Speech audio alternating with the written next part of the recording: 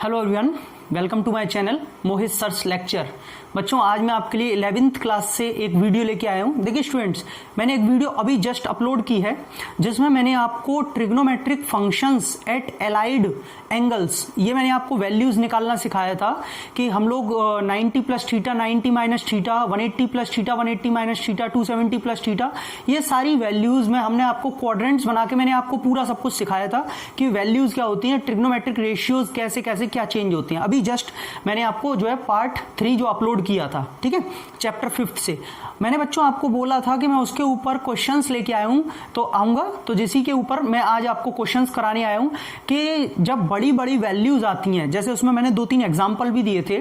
जैसे सपोज आपको निकालनी है साइन 640 की वैल्यू, साइन 320 की वैल्यू, कॉस 460 की वैल्यू, जब बड़े बड़े एंगल्स की हमें वैल्यू निकालनी हो तो हम उन वैल्यूज को कैसे फाइंड आउट करेंगे।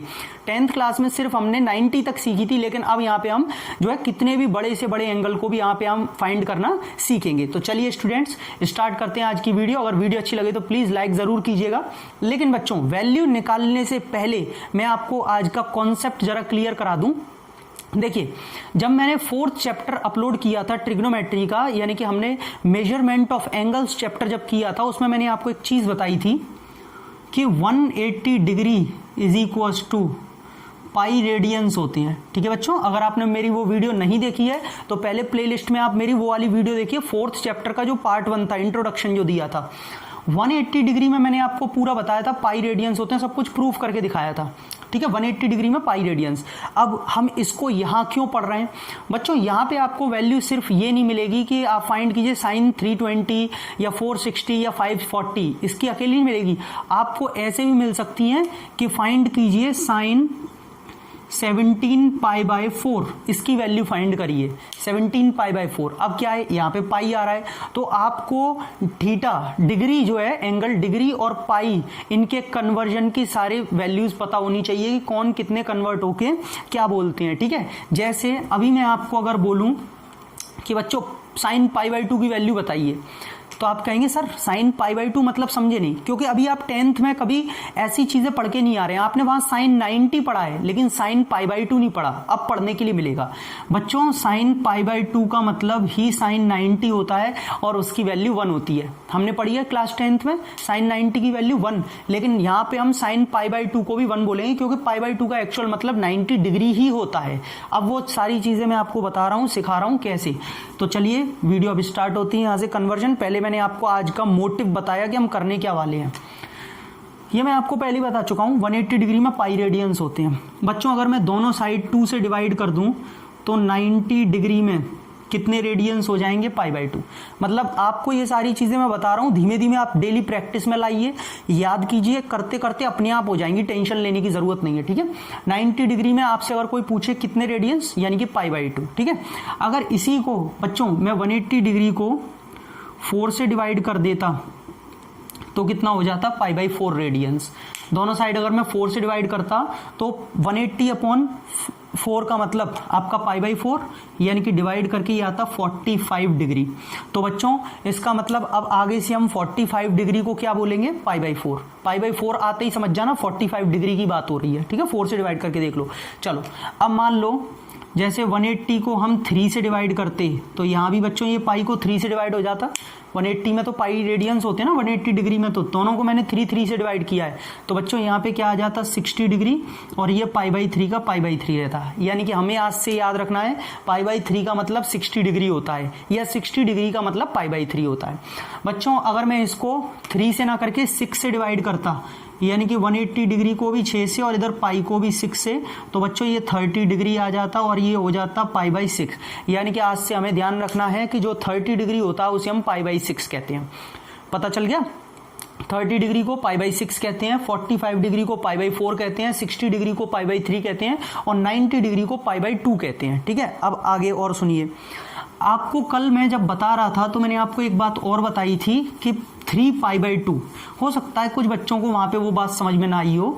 जब मैंने क्वाड्रेंट बनाया था तो क्वाड्रेंट में सबसे नीचे जो वाई एक्सिस ली थी, कौन सी, ये वाली, बता देता हूं, कोई दिक्कत नहीं है।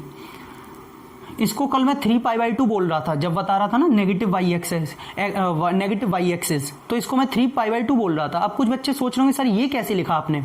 देखो बच्चों 180 डिग्री में पाई रेडियंस होते हैं, ये आपको भी पता है।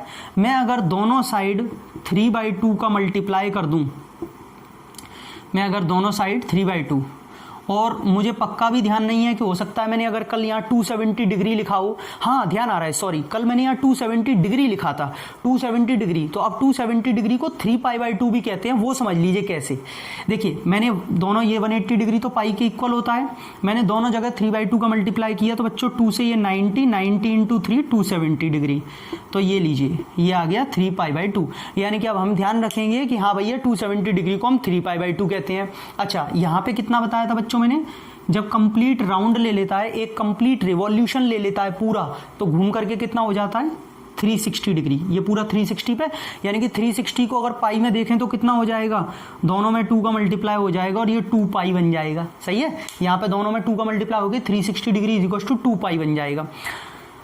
बच्चों ये आपका टाइम वेस्टेज नहीं है। कुछ बच्चे सोच रहे हैं सर ये तो सारी चीज़ें पता है, टाइम वेस्टेज है। बच्चों टाइम वेस्टेज नहीं है, ये सारी चीज़ें मैं आपको इसीलिए रिवाइज करवा रहा हूँ बिकॉज आप 10th से अभी 11th में आए हैं और ये 11th में आपको कुछ भी पढ़ने के लिए नहीं मिलता है। क्वेश्चंस हैं, अभी मैं क्वेश्चंस करवा रहा हूँ, लेकिन सबसे पहले ये चीज़ पता होनी चाहिए। अभी वहाँ मैं बोलूँगा पाई, फिर आपको दिक्कत होगी, समझ में नहीं आया, उससे कोई फायदा नहीं है। ठीक है, तो ये सारी चीज़ें क्लियर हो गई बच्चों आपको, ये 3π/2 और 2π वाली। अब देखो बच्चों इसमें अगर आपने 2 का मल्टीप्लाई किया तो 2π बन गया, अगर आप इसमें 3 का मल्टीप्लाई करेंगे तो यहाँ 3π बन जाएगा और यहाँ 540 बन जाएगा। वो मल्टीप्लाई करता कितने भी कर सकते हैं। ठीक है, चलो इसे यहाँ पे ख़त्म करते हैं। और कुछ बच्चे कहते हैं सर बहुत स्लो पढ़ाते हैं, इसीलिए थोड़ा सा मैं स्पीड में पढ़ा रहा हूँ। कुछ बच्चे सोच रहे होंगे सर बड़ी जल्दी बोल रहे हैं, क्योंकि कुछ बच्चे बोलते हैं सर स्लो चल रही है आपकी वीडियो, तो मैं थोड़ा सा फास्ट कर दिया। चलो कोई बात नहीं है, आप लोग जैसा कहेंगे हम तो वैसे ही पढ़ा देंगे, कोई प्रॉब्लम नहीं है ना। क्वेश्चन नंबर 1 देखिए स्टूडेंट्स, पहला क्वेश्चन यहाँ दिया हुआ है, इवेल्युएट द फॉलोइंग। आपको मैं कुछ वैल्यूज़ दूंगा और आपको उसकी वैल्यूज़ को फाइंड आउट करना है। ठीक है, कुछ क्वेश्चंस दूंगा फंक्शंस, जैसे यहाँ पहला दिया हुआ है स्टूडेंट्स sin 7π/4, ये दिया हुआ है। ठीक है, अब क्या करना है, इसकी वैल्यू इवेल्युएट करनी है। ठीक, अब आ गया पहली क्वेश्चन पाई में, डिग्री में नहीं दिया है, पाई में दिया है, तो कोई बात नहीं, इसे सीखेंगे हम। देखिए आप मिक्स्ड फ्रैक्शन बचपन से करते आ रहे हैं, मिक्स्ड फ्रैक्शन किया होगा आपने। जैसे अगर मैं आपसे पूछूं कि स्टूडेंट 7/4 को आप कैसे लिख सकते हैं, तो आप कहेंगे सर मैं इसे 1 + 3/4 लिख सकता हूँ। बिल्कुल लिख सकते हो, 4 1 जार 4, 4 + 3 7/4, वही तो लिखा है। डिवाइड करके पता चलता है, 4 से 7 को डिवाइड किया, 4 1 जार 4, तो 1 आ गया, प्लस रिमाइंडर अपॉन डिवाइजर, जो बचता है यानी कि 3 अपॉन जिससे डिवाइड कर रहे हैं वो लिख देते हैं। ये सब बच्चों को नॉर्मली पता होगा, बहुत छोटी क्लास से सीखते आ रहे हैं। अब मैं यहाँ पे वही करने वाला हूँ। देखिए मैं इसे बच्चों लिख सकता हूँ पाई + 3π/4। अब आप कहोगे सर वहाँ तो 1 था, यहाँ पाई कैसे आ गया? बच्चों यहाँ पे पाई लगा हुआ नहीं था, लेकिन यहाँ पे पाई लगा हुआ है। ठीक है, देखो 4 × पाई 4π, 4π + 3π 7π/4, तो मैंने कोई गलती तो नहीं की ऐसा लिख के। अब कोई बोला ऐसे क्यों लिखेंगे, आपको कैसे पता चला? भैया कल मैंने आपको एलाइड एंगल सिखाए थे, आप 180 360 90 270 इन्हीं के टर्म्स में यहाँ पे लेके आइए। 180 + थीटा, 180 - थीटा, 360 + थीटा, 360 - थीटा, यहाँ पे ऐसी फॉर्म बनाइए, तभी तो आप सॉल्व कर पाएंगे। वही बना रहा हूँ। ठीक है, चलो यहाँ तक किसी बच्चे को कोई दिक्कत नहीं होगी, समझ में आ गया होगा। अब बच्चों कल मैंने आपको साइन 180 + थीटा का क्या फॉर्मूला बताया था? देखिए कल मैंने जो बताया था वो बताया था, वीडियोस तो आप देख ही लेंगे, फिर भी आज भी मैं यहाँ पे चीज़ों को क्लियर करूंगा। भले देर होगी, अब मैं इसमें कुछ नहीं कर सकता, देर तो होगी, वीडियो लेंदी भी जाएगी, लेकिन जाने दीजिए, वरना फिर आपको समझ में नहीं आएगा। आराम से चलेंगे।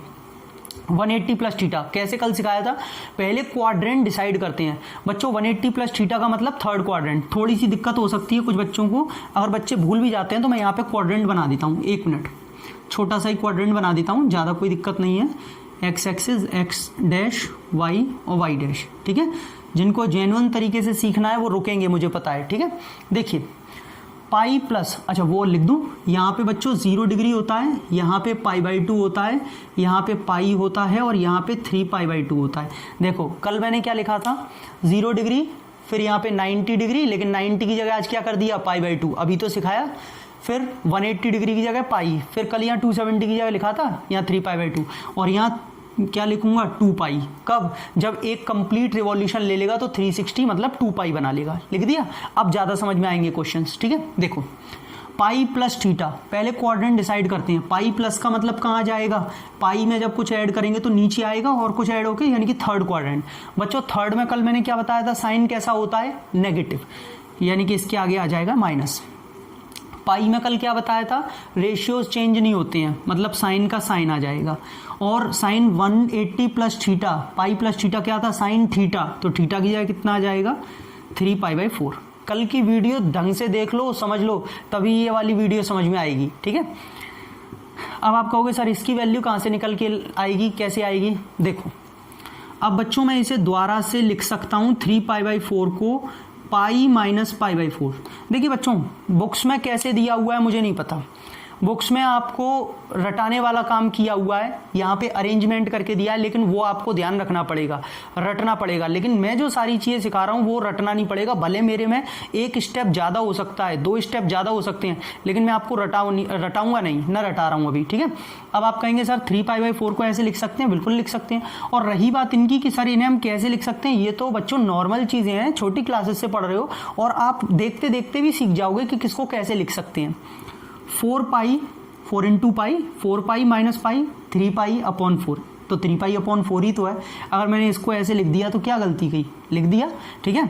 अब दोबारा देखते हैं बच्चों, पाई माइनस थीटा यानी कि 180 माइनस थीटा, 180 माइनस थीटा किस क्वाड्रेंट में जा रहा है जरा देखना, 180 माइनस थीटा मतलब सेकंड क्वाड्रेंट। सेकंड में साइन कैसा होता है, पॉजिटिव, मतलब ये नेगेटिव का नेगेटिव एज इट इज रहेगा। क्यों रहेगा, क्योंकि पॉजिटिव होता है तो पॉजिटिव नेगेटिव नेगेटिव हो जाएगा।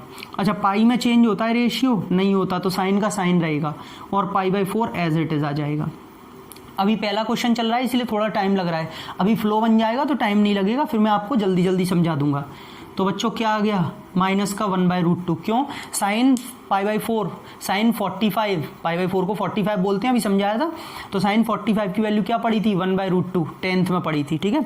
चलिए ये खत्म हो गया। आई होप आपको ये वाला समझ में आ गया होगा, और नहीं समझ में आया तो थोड़ा पेशेंस रखिए, कोई दिक्कत नहीं है। अभी दूसरा समझाऊंगा, तीसरा चौथा बहुत सारे हैं, समझ में आ जाएगा, ठीक है। cos 7π/8 ये आपसे पूछा गया है, cos 8 नहीं है, 7π/6 है, सॉरी माय मिस्टेक, ठीक है। अब बच्चों फिर से इसे क्या लिख सकते हैं, देखिए पाई प्लस π/6, अब जल्दी समझ में आ गया होगा। डिवाइड करेंगे तो 6 1 जार 6 यानी कि 1π, 1 रिमाइंडर बचेगा तो 1π/6, 6π प्लस पाई 7π/6, ठीक है। ये तो अरेंजमेंट है यार, ये तो छोटी छोटी क्लासों में सीखा होगा, ठीक है। cos 180 प्लस थीटा, बच्चों में इसे 180 क्यों बोल रहा हूँ, पाई का मतलब 180 डिग्री होता है। cos 180 प्लस थीटा मतलब किस क्वाड्रेंट में, थर्ड क्वाड्रेंट में, और थर्ड क्वाड्रेंट में cos कैसा होता है बच्चों, नेगेटिव, यानी कि ये आएगा नेगेटिव। पाई में यानी कि 180 में चेंज बताया था, नहीं, तो cos का cos रहेगा और थीटा की जगह क्या आ जाएगा स्टूडेंट्स, π/6। cos π/6 का मतलब क्या, अभी π/6 को क्या बताया था, 30 डिग्री, क्योंकि पाई मतलब 180, 180/6 कितना, 30, यानी कि cos 30, और cos 30 की वैल्यू क्या होती है बच्चों, √3/2 होती है। बस हो गया, देखा, दूसरा क्वेश्चन जल्दी हो गया, जल्दी हो जाएंगे, चिंता मत करो। आपको पहला समझाने में थोड़ा टाइम लगा था, अब जल्दी जल्दी होते चले जाएंगे, ठीक है। ये सेकंड पार्ट था। अच्छा जिन बच्चों को कम समझ में आ रहा हो भैया, वो मेरी वीडियो को रिवाइंड करके देखें, दोबारा सुने, अपने आप समझ में आएगा, टेंशन न लें। cos माइनस का 8π/3, बच्चों आपको ध्यान है, आपने 10th क्लास में एक चीज़ सीखी थी, नेगेटिव एंगल्स के लिए ये रेशियोज क्या होते हैं। जैसे आपने 10th क्लास में ही सीखा होगा, ये तो साइन अगर माइनस थीटा होता था, अगर आपने नहीं सीखा है तो अब थोड़ा देख लो, मैं तो सिखाता हूँ भाई, ठीक है, मैंने तो बताया होगा आपको। साइन माइनस थीटा का मतलब होता है बच्चों minus sine theta. Negative angles के लिए जब लेते हैं तो साइन नेगेटिव रहता है, कॉस पॉजिटिव। अच्छा कौन से पॉजिटिव रहते हैं ये बता देता हूँ, सेक और कॉस, बच्चों ये दोनों तो पॉजिटिव में निकलती हैं, ये दोनों कॉस और सेक में अगर नेगेटिव एंगल भी आ रहा है अंदर तो वो बाहर निकल के पॉजिटिव हो जाएगा। कॉस माइनस थीटा को आप कॉस थीटा लिखेंगे, सेक माइनस थीटा को आप सेक थीटा, बाकी सारे जो होते हैं वो नेगेटिव में निकलती हैं। जैसे अब यहाँ पे आप मान लीजिए 10 आएगा, 10 माइनस थीटा, तो बच्चों माइनस बाहर आ जाएगा, माइनस 10 थीटा लिखा जाएगा, ये आपको पता होगा, 10th में पढ़ा होगा आपने। तो इसी रूल के अकॉर्डिंग कॉस में माइनस चल रहा अंदर, तो बच्चों ये फिर से बाहर निकल के पॉजिटिव ही हो जाएगा। कहने का मेरा मतलब है इसका माइनस गायब कर दीजिए, माइनस को बाहर लेंगे, cos minus theta cos theta ही होता है, आ गया। अब स्टूडेंट्स मैं 8π/3 को क्या लिख सकता हूँ, ये आपको बहुत अच्छे तरीके से पता होगा। मैं इसे लिख सकता हूँ 2π + 2π/3। क्यों? 3 से इसे डिवाइड करो 8 को, तो 3 2 जार 6 मतलब 2π प्लस रिमाइंडर कितना बचा 2, तो ऊपर भी आ जाएगा 2π/3 जिससे डिवाइड करते हैं मिक्स्ड फ्रैक्शन। अब बच्चों cos 2π + थीटा क्या मतलब है? 2π का मतलब क्या होता है? 360 डिग्री। अभी लिखा है 2π का मतलब पूरा एक कंप्लीट रिवॉल्यूशन। बच्चों cos 360 + थीटा क्या होता है? 360 प्लस का मतलब है एक रिवॉल्यूशन लेने के बाद थोड़ा सा हमने प्लस किया, मतलब हम कहाँ पहुंच गए? First quadrant. पहले क्वाड्रेंट डिसाइड करना होता है। चलो फर्स्ट क्वाड्रेंट में cos कैसा होता है? पॉजिटिव। तो बच्चों इसका मतलब ये cos आएगा। अच्छा 2π में कोई चेंज होता है? नहीं होता, और पॉजिटिव भी रहता है, तो cos का cos आएगा। बाकी थीटा की जगह कौन ले लेगा? 2π/3। यही तो फॉर्मूला था। cos 360 + थीटा क्या था? cos theta. तो cos और थीटा की जगह आ गया। अब बोलोगे सर इसका फिर कैसे निकल पाएगा? भाई 2π/3 को वी कैन राइट π - π/3। अभी थोड़ी देर पहले लिखा था 3 × π 3π, 3π - π 2π/3। तो मैंने 2π/3 को अगर ऐसे लिख दिया तो कोई गलती तो नहीं की? अरे अगर मैंने 2π/3 को ऐसे लिख दिया तो कोई गलती थोड़ी की? आप चेक कर लो, फिर से एलसीएम लेके यही आएगा। लेकिन मेरा एक काम बन गया। cos 180 - थीटा क्या होता है? 180 माइनस का मतलब सेकंड क्वाड्रेंट में, सेकंड में cos कैसा होता है? नेगेटिव। पाई में कोई चेंज होता है 180 में? नहीं, यानी कि cos का cos रहेगा और थीटा की जगह π/3। अब बच्चों नेगेटिव का तो नेगेटिव, लेकिन cos π/3 मतलब cos 60 डिग्री। π/3 को क्या कहते हैं? 60। और cos 60 क्या होता है? 1/2। ठीक है, ये वही बच्चा जल्दी जल्दी समझ पाएगा या कर पाएगा जिनको कल की वीडियो जो मैंने कराई है वो टिप्स पर होगी, जिनको ये सारी चीज़ें कि 180 - थीटा + थीटा में क्या होता है, कौन सा पॉजिटिव किस में चेंज होता है, ये जिनको अच्छी प्रैक्टिस होगी वो बच्चे इसको आराम से जल्दी जल्दी कर भी पाएंगे और जल्दी जल्दी इसके आंसर भी निकाल पाएंगे। ठीक है, लेकिन मैं आपसे ये नहीं कह रहा हूँ कि आज ही हो जाए वो प्रैक्टिस। आप धीमे धीमे कर सकते हैं, बट करिए, पढ़ना पड़ेगा, मेहनत करिए, है ना। अच्छा दूसरा आपको दिया है जैसे साइन, ये 4th है बच्चों, साइन माइनस का 25π/4। ठीक है, देखो साइन थीटा में भी क्या पढ़ाया? माइनस का होता है तो माइनस बाहर आ जाता है, तो स्टूडेंट्स ये वाला माइनस बाहर आ जाएगा, ये बचेगा साइन 25π/4। स्टूडेंट्स ये माइनस एज इट इज रहेगा। आप पहले इसका इंतजाम करो। 25π/4 को आप क्या लिख सकते हो? 4 से डिवाइड करना 25 को, 6π, क्योंकि 4 6 जार 24, रिमाइंडर बचा 1 का मतलब 1π और /4, सिर्फ इसी के नीचे आएगा /4। एलसीएम लेके दोबारा सॉल्व कर लो, यही आ रहा होगा। क्लियर हो गया? अब सुनिए मेरी बात, ये माइनस का माइनस चलेगा, ये वाला लगाइए माइनस।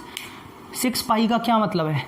इसने कितने कंप्लीट राउंड ले लिए? देखिए एक राउंड में 2π हो गया, ठीक है, दूसरे राउंड में एक और 2π, मतलब टोटल हो गए 4π, फिर एक और 2π लेगा तो 3 राउंड में टोटल 6π हो गए। कितने हो गए टोटल? 6π। लेकिन बच्चों 6π का मतलब भी तो यही आ गया एक्स एक्सिस पर लौट के। कल भी मैंने आपको लास्ट एग्जांपल में बोला था कि वो 2π में एक रिवॉल्यूशन के बाद कितने भी रिवॉल्यूशन ले ले, 3π 6π 8π कितने भी, कल मैंने बोला था इससे हमें कोई मतलब नहीं है कि 360 के आगे क्या लग रहा है, 2 लग रहा है, 5 लग रहा है, 10 लग रहा है, 20 लग रहा है, लौट के तो वो 6π के बाद यही आ गया ना एक्स एक्सिस पे। अब 6π पे एक्स एक्सिस पे आ गया, प्लस किया थोड़ा सा एंगल 6π + थीटा, मतलब जब इस एक्स एक्सिस पे आया इसमें थोड़ा और ऐड किया तो ये कहाँ चला जाएगा? फर्स्ट क्वाड्रेंट में। ठीक है, 2π + थीटा में कहाँ जाता है? First quadrant. तो 2π के बाद एक और 4π, फिर 6π, तो फिर से कहाँ जाएगा? फर्स्ट में। अब बच्चों फर्स्ट में जाएगा तो फर्स्ट में सारे कैसे होते हैं? पॉजिटिव, यानी कि वो पॉजिटिव और ये वाला नेगेटिव, ओवरऑल नेगेटिव रहेगा। ओवरऑल भाई ये नेगेटिव तो अलग चल रहा है, इसका आएगा पॉजिटिव, तो वो पॉजिटिव नेगेटिव नेगेटिव रहेगा। अच्छा 6π में कोई चेंज होगा? नहीं। 2π में भी कोई चेंज नहीं होगा, 4π 6π 8π कोई चेंज नहीं होगा। यानी कि 2π के जब मल्टीपल चलते रहेंगे ना इवन नंबर में, 2π 4π 6π कोई चेंज नहीं होगा। ठीक है, यानी कि साइन का साइन आ जाएगा, और बच्चों थीटा की जगह क्या आ जाएगा? π/4। साइन π/4 मतलब साइन 45, और 45 में क्या होता है? 1/√2। ठीक है, तो बच्चों ये मेरा अपना तरीका है करने का, किताबों में कैसे दिया है मुझे इससे कोई मतलब नहीं है, मैं अपना तरीका बता रहा हूँ कि मैं ऐसे करता हूँ। मुझे लगता है आपको भी ऐसे ही करना चाहिए, क्योंकि इसमें आपको रटने की, अरेंजमेंट करने की ज़रूरत नहीं है। आपको दिमाग नहीं लगाना कि हम क्या अरेंजमेंट करें, इधर उधर आप भटक रहे हो, आप सिंपली बस डिवाइड करके चलते चले जाइए। और ये लिखने का तरीका आपको ये तो बचपन से करते आ रहे हो, मिक्स्ड फ्रैक्शन वाला, है ना। चलो खैर कोई बात नहीं है। आप लोग कहोगे सर डायलॉगबाजी कर रहे हैं डायलॉगबाजी नहीं कर रहा हूँ भाई, आपको मैं बता रहा हूँ कि किताबों से मतलब नहीं है, मैं आपको अपना तरीका समझा रहा हूँ कि ऐसे कर सकते हैं आप, ठीक है। अच्छा लगे तो आप अडॉप्ट करिए, नहीं तो कोई बात नहीं है। चलिए अब बच्चों इसके बाद में फिफ्थ आता है, अब आपको थीटा में मिलेगा। जैसे यहाँ दिया है कोसेक 390, जैसे यहाँ आपको दिया हुआ है कोसेक 390 डिग्री। सारी चीज़ें समझाऊंगा, रेडियन वाले पाई वाले हो गए, अब डिग्री वाले समझो। देखो कोसेक 390, अब आप क्या सोच रहे हैं, क्या लिखेंगे इसे, 360 प्लस 30 डिग्री, सही है। ये मत कहना इस पर डिग्री नहीं लगाई, अंडरस्टूड है, डिग्री है, ठीक है। 360 प्लस 30 क्या होगा, 390। अब बच्चों 360 प्लस थीटा किस क्वाड्रेंट में गया, फर्स्ट क्वाड्रेंट। फर्स्ट क्वाड्रेंट में कोसेक कैसा होता है, पॉजिटिव। 360 में कोई साइन चेंज होता है, नहीं होता, तो कोसेक थीटा की जगह 30, और कोसेक 30 की वैल्यू आपको पता है क्या होती है, जी मुझे तो पता है 2 होती है, ठीक है। तो इसका आंसर क्या आ गया, 2। समझ में आ गया, ऐसे करके आपकी जल्दी खत्म होगा। अब आपको मेरे हिसाब से जल्दी जल्दी समझ में भी आ रहा होगा। चलिए सिक्स्थ पार्ट देखते हैं, कॉट 570, कॉट 570 डिग्री। बच्चों क्या लिखेंगे, कॉट 360 डिग्री प्लस 210 ही होगा, 360 प्लस 10 370, हाँ 570 यही होगा। अब देखो आपके दिमाग में ये भी आ सकता था सर इसे हम 540 प्लस 30 लिख लें, यानी कि 540 का मतलब 3 पाई। आप बिल्कुल सही है, आप कैसे भी कर सकते हैं। आप इसे चाहें तो 540 प्लस 30 डिग्री भी लिख सकते हैं, क्योंकि 540 में टोटल 3 पाई बन जाते हैं, एक कंप्लीट रिवॉल्यूशन फिर आधा रिवॉल्यूशन वो भी बन जाता है। लेकिन मैं आपको और सिंपल बता रहा हूं, अगर आप इतना भी दिमाग नहीं लगा पा रहे हो तो ये बिल्कुल सिंपल है, 360 में तोड़ दो, कोई दिक्कत नहीं है। देखो कॉट, अरे मैं पहले लिख दिया लेकिन फिर दोबारा चेक करते हैं। 360 प्लस थीटा क्या मतलब बताया था कल, फर्स्ट क्वाड्रेंट, जबकि ये जाएगा और आगे, बल्कि मैं तो कहूँगा थर्ड क्वाड्रेंट में आएगा। लेकिन अभी हम वही पुराने वाले रूल पे चलते हैं, तभी तो मैंने कहा ये मेरे अपने तरीके हैं, है ना। 360 प्लस थीटा मतलब फर्स्ट क्वाड्रेंट, मेरे हिसाब से कल जो मैंने कराया। फर्स्ट क्वाड्रेंट में कॉट कैसा होता है, पॉजिटिव होता है। 360 में कोई चेंज होता है, नहीं होता, कॉट थीटा ही आ जाएगा। थीटा की जगह बच्चों आ जाएगा 210। पहले थोड़ा छोटा कर दिया, अभी इसे और छोटा करूंगा मैं, ठीक है। पहले 210 तक ले आया मैं, ठीक। कॉट 360 प्लस थीटा मतलब कॉट थीटा। अब बच्चों फिर आपने दिमाग लगाया कि सर यहाँ तक तो हम आ गए, अब इसे और छोटा कैसे करें, और छोटा कर दो 180 डिग्री प्लस 30 डिग्री। भाई 210 को आप ऐसे भी तो लिख सकते हो। अब 180 प्लस का मतलब देख लो अपने आप थर्ड क्वाड्रेंट में आ गया, मैंने ऊपर ही बोल दिया था, क्योंकि 540 का मतलब ही यहाँ पे होता है एक राउंड लेने के बाद आधा फिर, ठीक है। तो यहाँ पे 180 प्लस 30 मतलब थर्ड क्वाड्रेंट, 180 में कुछ प्लस किया, थर्ड क्वाड्रेंट में कॉट कैसा होता है बच्चों, पॉजिटिव, कल बताया है। 180 में कोई चेंज होता है, नहीं होता, तो पॉजिटिव भी आएगा और एज इट इज रहेगा, और ये थीटा की जगह 30 आ जाएगा, और कॉट 30 की वैल्यू तो रटी हुई होगी, √3 होती है, क्योंकि 1060 की होती है √3, तो वो कॉट 30 में होती है, ठीक है, √3। चलो आगे चलते हैं और बताता हूँ और सिखाता हूँ आपको ऐसे ही निकालना, ये कैसे निकाल सकते हैं आप कितने भी बड़े एंगलों की वैल्यू। जैसे यहाँ 1048 दिया हुआ है, ठीक है। चलो कोई भी हो, मैं भूल गया नंबर तो कौन सा चल रहा है, कोई भी नंबर हो, इससे हमें क्या करना, हटाओ इसे, कोई भी नंबर हो सकता है। 1048 डिग्री, वो 480 डिग्री, ठीक है, 480 डिग्री क्या लिखेंगे बच्चों इसे, 360 डिग्री प्लस 120, 360 प्लस 120 कितना होता है, 480। 10 360 प्लस थीटा, 360 प्लस का मतलब फर्स्ट क्वाड्रेंट, फर्स्ट में 10 कैसा होता है, पॉजिटिव, 360 में कोई चेंज नहीं, यानी कि पॉजिटिव 120 आ जाएगा, 10 120 आ गया इतना। अब बोले सर अब कैसे तोड़ें, बच्चों इसे तोड़ने के दो तरीके हैं, या तो आप इसे लिख लीजिए 180 माइनस 60, या आप इसे लिख लीजिए 90 प्लस 30, दोनों से आंसर एक ही जैसा आएगा, कल भी मैंने आपको करके दिखाया था। चाहे तो आप इसे 90 प्लस 30 लिख लो या 180 में से माइनस 60 लिख लो, लेकिन अब ऐसा करने से क्या हो गया, कल वाले फॉर्मूले बन गए।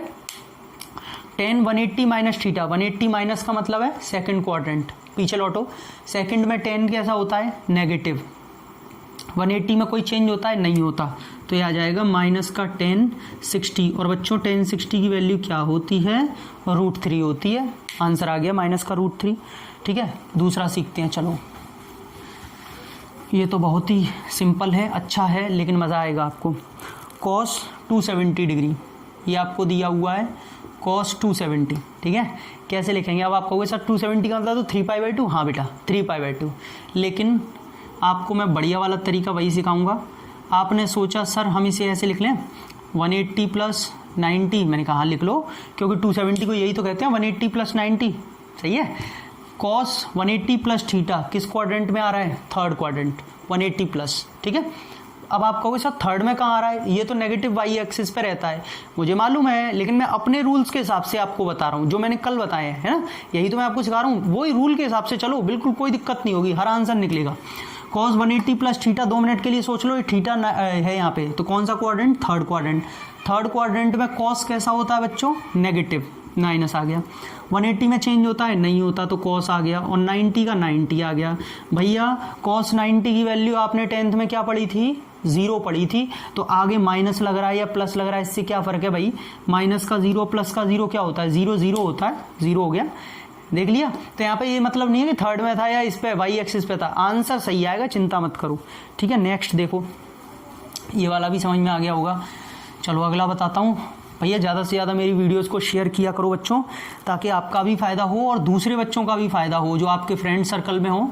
चाहे आप कैसे भी करिए, कोई भी किसी भी मेथड से, किसी भी मोड से, आज तो बहुत सारे तरीके हैं वीडियोस को शेयर करने के, दूसरे बच्चों तक भी पहुंचाओ, ठीक है, शेयर करो। 10 19 π/3 ये दिया हुआ है, देखिए फिर से वही तरीका, क्या 3 से 19 को डिवाइड करूंगा तो 6π + π/3 है, 6 3 18 + 1 19 π/3 आ तो रहा है, सही है।